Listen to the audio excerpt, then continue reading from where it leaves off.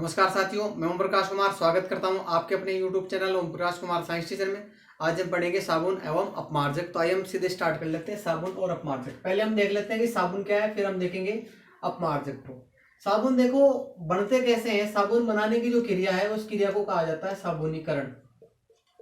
जिस क्रिया से साबुन बनता है उस क्रिया को कहा जाता है साबुनीकरण। और होता कैसे, कुछ वसीय अम्ल होते हैं जैसे पामिटिक अम्ल, स्टाइरिक अम्ल, ओलिक अम्ल, ये कुछ अम्ल है और ये वसीय अम्ल है। इनकी क्रिया यदि सोडियम हाइड्रोक्साइड के जली विलय यानी NaOH से करवा दी जाए, सोडियम हाइड्रोक्साइड है, सोडियम हाइड्रोक्साइड के जलीय विलयन से अगर इन अम्लों की क्रिया करवा दी जाती है तो हमारे पास में बनता है साबुन और बनता है ग्लिसरॉल। दो चीजें बन रही है, साबुन और ग्लिसरॉल। अर्थात अम्लों की क्रिया सोडियम हाइड्रोक्साइड के जलीय विलयन के साथ में करवाते हैं। इनको क्रिया करवाने के लिए करना पड़ता है गर्म। जब गर्म करेंगे तो बनेगा साबुन और ग्लिसरॉल। इसको थोड़ा और अधिक डिटेल में हम समझ लेते हैं, थोड़ा चित्र बना लेते हैं इनका। जैसे उच्च वसीय अम्ल इनमें से कोई सा भी एक हो सकता है, तो वो COO और R, और इसी को मैं थोड़ा शॉर्ट में ही लिख रहा हूं। ऐसे भी इसको लिखा जा सकता है, ऐसे भी लिखा जा सकता है। तो यहां पे होता है CH2, CH और CH2। ये एक वसीय अम्ल है, इसकी क्रिया करवाई जाती है NaOH के साथ में। NaOH है और इसको किया जाएगा गर्म। इसको जब गर्म किया जाएगा, टेम्परेचर इसको दिया जाएगा, तो देखो क्या होगा। ये जो Na है वो इसके साथ में जुड़ जाता है इस प्रकार से। Na है वो इसके साथ में जुड़ेगा तो देखो बनेगा क्या, यहाँ पे RCOO, RCOO तो है और ये Na यहाँ पे जुड़ गया है ऐसे। और ये लेते हैं 3 अणु, क्योंकि यहाँ पे 3 अणु है इसके, तो ये 3 बार इसके साथ में भी जुड़ जाएगा, इसके साथ में भी जुड़ जाएगा, यानी Na आ जाएगा। तो यहाँ पे 3 अणु मेरे पास में इसके बनेंगे। अब जो OH बचता है वो जुड़ जाता है यहाँ पे।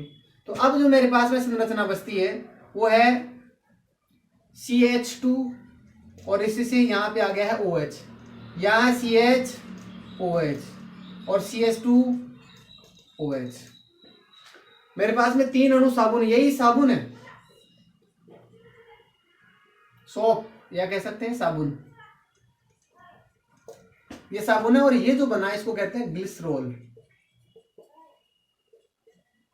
ग्लिसरॉल। तो इस प्रकार से वसीय अम्लों की क्रिया सोडियम हाइड्रोक्साइड के जलीय विलयन में करवाते हैं। इनको गर्म करना पड़ता है तब ये क्रिया होती है और हमारे पास में ग्लिसरॉल और साबुन इस प्रकार से बनते हैं। अब देखो साबुन की इस संरचना को थोड़ा हम डिटेल में पढ़ लेते हैं। साबुनीकरण मतलब साबुन बनाना।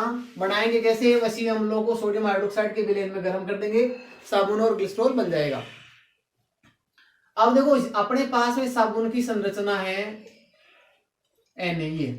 ये जो R है, इस R को कहा जाता है एल्किल। और एल्किल का मतलब होता है ये कार्बन कार्बन की लंबी श्रृंखला होती है।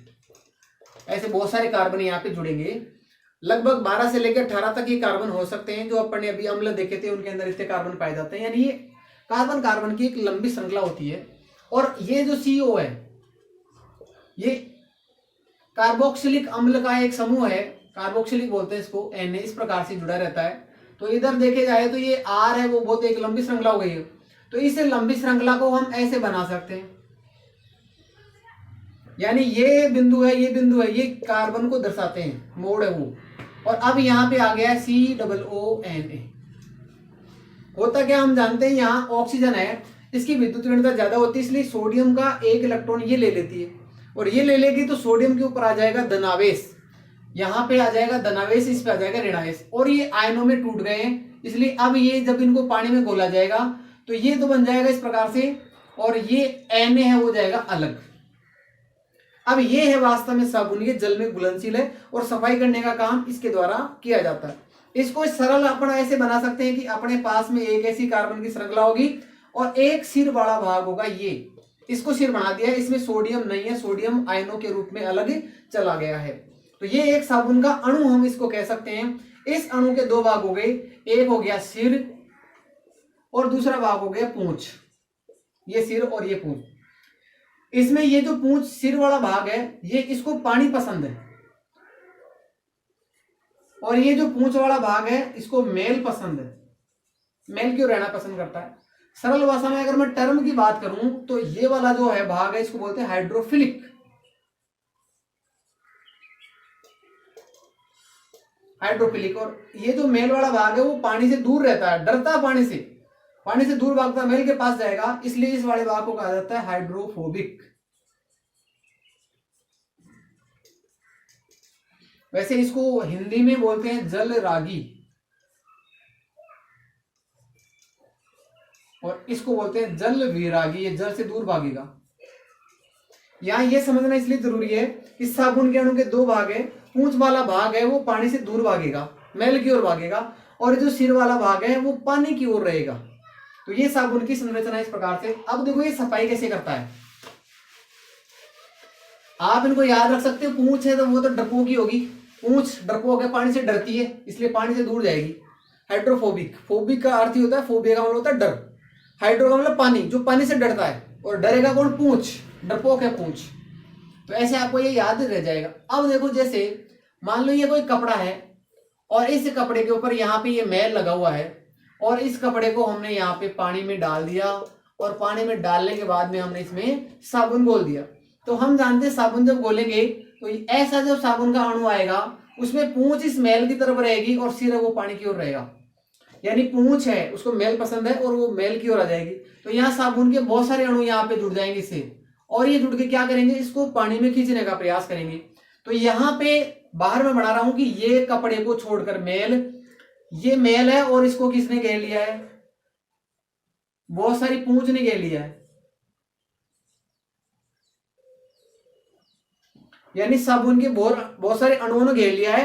और ये जो पूंछ वाले भाग हैं, एक तरह से आप ऐसे मान सकते हो जैसे ये कोई साबुन मेल है और अपनी पूंछ है, वो चारों तरफ से पूंछ करके खड़े हो जाते हैं इस प्रकार से। इनका मुंह इधर है, पूंछ इधर है, सबकी पूंछ एक तरफ हो जाती है, और यही पूंछ साबुन इसको मेल को खींच लेती है, मेल को कैद कर लेती है। एक तरह से कैद कहां से किया है? इस कपड़े से हटाकर इन्होंने अपने अणुओं के मध्य में कैद कर दिया। और ये जो संरचना है इसको कहा जाता है मिसेल। मिसेल में केंद्र में क्या है? केंद्र में है मेल, और फिर पूंछ वाले भागों ने घेर लिया इस प्रकार से। बहुत सारे साबुन के अणु हैं वो उसको घेर लेते हैं, और ये पानी में घुलनशील है, और ये अब पानी में आ गई है। तो मेल ने कपड़े को छोड़ दिया और वो कहां पे चला गया? पानी के अंदर चला गया। अब हम इस कपड़े को बाहर निकालेंगे तो मेल इस पानी के अंदर ही रह जाएगा, इस पानी को हम फेंक देंगे और अपना कपड़ा साफ हो जाता है। तो ये थी सफाई करने की क्रिया। इसमें अब ये जो मिसेल है इसका इंपॉर्टेंट रोल है, इस प्रकार से ये सफाई करते हैं। अब देखो साबुन कई बार ऐसे भी होता है कि जो कठोर जल होता है, क्योंकि जल दो प्रकार का होता है, एक कठोर जल होता है, एक मृदु जल होता है। कठोर जल जो होता है, इस पानी की खास विशेषता होती है कि ये साबुन के साथ में झाग, साबुन प्लस झाग नहीं देता। कठोर जल में जब साबुन लगाएंगे तो वहां पे वो झाग नहीं देगा, जो झाग नहीं देगा वो पानी होता है कठोर जल। वास्तव में ऐसा होता क्यों है कि वो झाग क्यों नहीं देता? जैसे हम ये जानते हैं कि ये अपने पास में और Na यहाँ पे जुड़ा हुआ रहता है, इस प्रकार से Na तो चला जाएगा पानी में घुलती।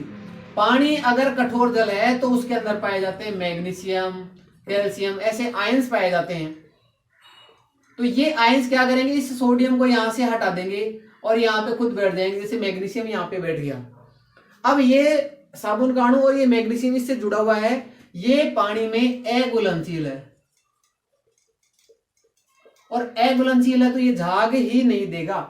यहाँ पे अपने को झाग नहीं मिलेंगे। साबुन को घोड़ा अपन ने, लेकिन मैग्नीशियम और कैल्शियम आयन यहाँ सोडियम को अपनी जगह विस्थापित कर दिया, खुद यहाँ पे आ गए, और ये पानी में घुलता ही नहीं। अब घुलेगा नहीं तो ये ना तो सफाई कर सकता है और कोई काम का ये नहीं है। तो हमने ये देखा है कि अगर कठोर जल है तो ये आयन सफाई नहीं करने देंगे साबुन को, तो साबुन यहाँ पे फेल हो गया, साबुन काम नहीं करेगा। जितने आयन पानी में मौजूद रहेंगे तब तक साबुन काम नहीं, पर बार बार घिसते जाएंगे, तो तब तक ये सारे मैग्नीशियम आयन खर्च नहीं हो जाएंगे इसमें अवक्षेप के अंदर, तब तक साबुन झाग नहीं देगा। जब इसके सारे आयन निकल के यहाँ पे अवक्षेपित हो जाएंगे उसके बाद में साबुन लगाएंगे तो सफाई होगी, अर्थात कठोर जल में बहुत ज्यादा साबुन लगेगा और सफाई भी अच्छी नहीं हो पाएगी, क्योंकि यहाँ पे ये अघुलनशील पदार्थ बन रहे हैं। मेल जैसा पदार्थ है तो पहले ही बन रहा है, अवक्षेप आ रहा है। तो इसका जो निवारण है वो है अपमार्जक के पास में। मृदु जल वो जल होता है जिसके अंदर ये आयन नहीं होते, ये आयन नहीं होते हैं तो साबुन आराम से काम कर सकता है। अर्थात साबुन है वो मृदु जल के अंदर का, मृदु का शब्द का मतलब है सॉफ्ट, या हम कह सकते हैं कि मीठा पानी है जिसमें ऐसे आयन उपस्थित नहीं है। तो यहाँ पे साबुन मृदु में काम कर सकता है लेकिन कठोर जल में काम नहीं कर सकता। तो अब इसका निवारण किसके पास में है? तो इसका निवारण है अपमार्जक के पास में। देखो, अपमार्जक पढ़ाने से पहले मैं आपको बताऊं, साबुन है वो दो प्रकार के होते हैं। साबुन भी दो प्रकार के, एक होते हैं जिसमें कैल्शियम के लवण होते हैं, एक होते हैं जिसमें सोडियम के लवण होते हैं। अभी हमने देखा RCOO एक होगा K और RCOO एक होगा Na। ये वाला साबुन थोड़ा सॉफ्ट होता है और ये वाला थोड़ा, ये इसका उपयोग किया जाता है वो कठोर है, यानी सॉरी कठोर जल नहीं है, इसका उपयोग किया जाएगा कपड़े धोने में और इसका उपयोग किया जाएगा स्नान करने में, नहाने के अंदर इसका उपयोग किया जाएगा। ये सॉफ्ट है, जैसे शैम्पू और शेविंग क्रीम और नहाने वाले साबुन के अंदर जो प्रयोग होता है वो पोटेशियम लवण होता है और कपड़े धोने वाले में सोडियम लवण होता है, ये सॉफ्ट होता है। एक बात और, जैसे साबुन होते हैं, कुछ साबुन है वो ट्रांसपेरेंट होते हैं, पारदर्शी, साबुन के आर पार देखा जा सकता है, जैसे पियर्स उसके आर पार दिखाई देता है। साबुन को पारदर्शी बनाना है तो इसके अंदर ऐड करना होगा हमें ग्लिसरीन। अगर साबुन के अंदर ग्लिसरीन मिला देंगे तो एक पारदर्शी साबुन बनेगा, जैसे कि पियर्स है। अब हम आते हैं अपमार्जक में। साबुन में हमने देखा था कि कठोर जल में काम साबुन नहीं करेगा या अच्छे से काम नहीं करेगा, तो इसका निवारण होता है अपमार्जक। अब देखो अपमार्जक क्या है। अपमार्जक को याद रखने के लिए आपको ABS एक शब्द याद रखना पड़ेगा। ABS का मतलब है alkyl benzene sulphonate, alkyl benzene sulphonate, इस प्रकार से। अब देखो ये है क्या, यहां पे एक शब्द आप और जोड़ सकते हैं, सोडियम या हो पोटेशियम, क्योंकि ये अभी साबुन में भी आया था, यहाँ पे भी आएगा, सोडियम एल्किल बेंजीन सल्फोनेट। अब देखो ये है क्या, सबसे पहले हम जानते हैं कि यहाँ पे सोडियम होगा, उसके बाद में सल्फोनेट, सल्फोनेट का मतलब है SO3 होगा, बेंजीन, बेंजीन का मतलब है C6H12 सॉरी ग्लूकोज हो जाएगा, यहाँ C6 और H6 होते हैं लेकिन एक H यहाँ पे निकल गया क्योंकि जुड़ने के लिए जगह चाहिए, और इससे जुड़ा हुआ है एल्किल यानी R। देखो R यानी एल्किल, बेंजीन, सल्फोनेट और सोडियम, चार चीजें यहाँ पे ये समझना होगा कि ये जो संरचना है वो संरचना अपमार्जक की है, वॉशिंग पाउडर की है। R का मतलब लंबी श्रृंखला होगी। अब देखो ये काम कैसे कर लेता है कठोर जल के साथ में भी, इसमें भी ऐसा ही होगा, ऐसा होगा, और यहाँ पे बेंजीन होगी और ये सल्फोनेट होगा और यहाँ पे ये सोडियम होगा, इस प्रकार से। अगर इस सोडियम को कठोर जल है, कठोर जल में से यहाँ पे मैग्नीशियम आ जाए तो भी ये अणु पानी के अंदर घुलनशील है, यहाँ पे कैल्शियम आ जाए तो भी यहाँ पे ये पानी के अंदर घुलनशील है। अब देखो घुलनशील है तो ये वाला भाग, पूंछ वाला भाग है वो मेल को पकड़ सकता है, जबकि अगर अघुलनशील होगा तो अवक्षेपित हो जाएगा और काम नहीं करेगा। जबकि यहाँ पे कैल्शियम और चाहे मैग्नीशियम अगर प्रतिस्थापित सोडियम को कर भी देता है तो भी ये सफाई कर सकते हैं, क्योंकि ये पानी के अंदर घुलनशील है। लेकिन इसकी खास बात ये होती है, ये लंबे अणु हैं, इनका जीवाणुओं के द्वारा अपघटन नहीं होता, अर्थात प्रकृति के अंदर एक बार हम इसका इस्तेमाल करते हैं, हमने पानी, कपड़े धोए, पानी को फेंक दिया तो उस पानी के अंदर ये बना रहेगा, ये जमीन में जब जाएगा तो ये लंबे समय तक बना रहेगा, अर्थात इसका अपघटन नहीं होगा। और जिस चीज का अपघटन नहीं होगा, जैसे कि पॉलीथीन एक पर्यावरण के लिए भयंकर समस्या बनी हुई है, तो ये भी पर्यावरण के लिए एक समस्या है क्योंकि इनका अपघटन नहीं होता है। तो इसलिए ये कठोर जल के साथ में काम तो करते हैं लेकिन इनका उपयोग हमें कम से कम करना चाहिए। साबुन है उसका प्रयोग हमें ज्यादा करना चाहिए। अगर कठोर जल है तो हम इसका इस्तेमाल कर सकते हैं। देखो इसके और भी दूसरे नाम, अपमार्जक को वैसे अपनी भाषा में कहते हैं डिटर्जेंट, ये भी इंग्लिश का नाम है।